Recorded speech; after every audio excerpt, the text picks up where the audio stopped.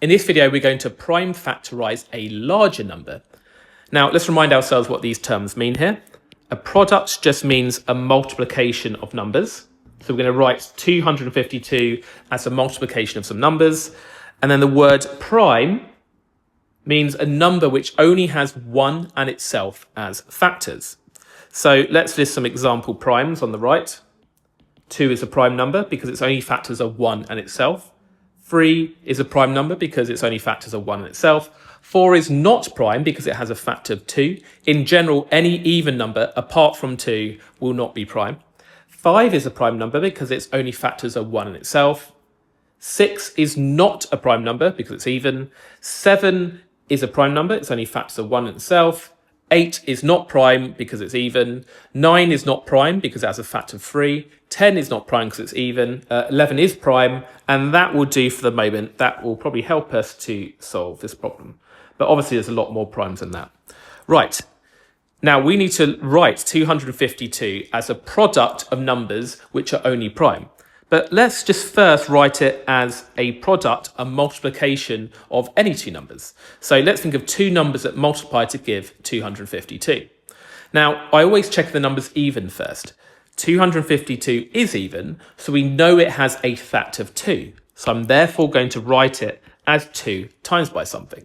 Now, if I just divide 252 by 2, I can find out what the other number is. So let's just do it over here. 252 divided by 2, I'm just going to use bus stop method. 2's into the 2 goes once. 2's into the 5 goes twice, remainder 1.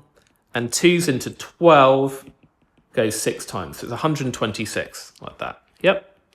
Now, we said we wanted to write 252 as a multiplication of just prime numbers, prime factors. So we check each of these numbers. Are they prime? Well, 2 is prime, because it's in this list, so that's fine. But what about the 126? That's not a prime number because it's even and it's not 2.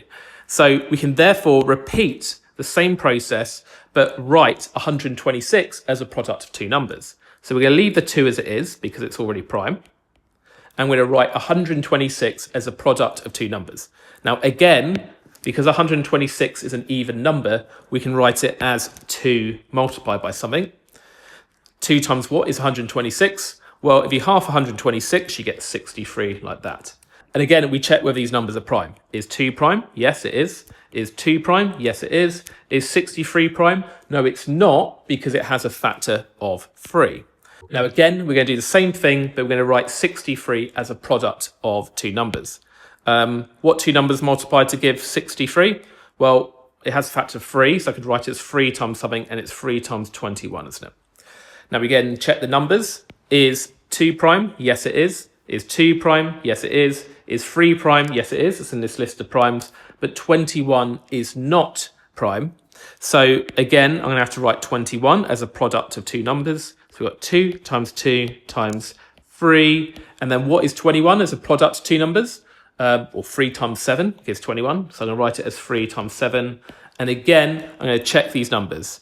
2 is prime, 2 is prime, 3 is prime, 3 is prime, and 7 is prime. So now I've managed to write 252 as a multiplication of just prime numbers. That's great, we're done. So that is the final answer, but we could write this in a nice kind of simpler way. When I have 2 times 2 like this, I could write it as 2 squared, because remember, when you have anything squared, it means a 2 multiplied by itself. And similarly, 3 times 3, we could write as 3 squared. 3 squared means 3 times 3.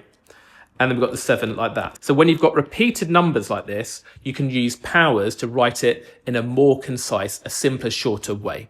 And that is the final answer.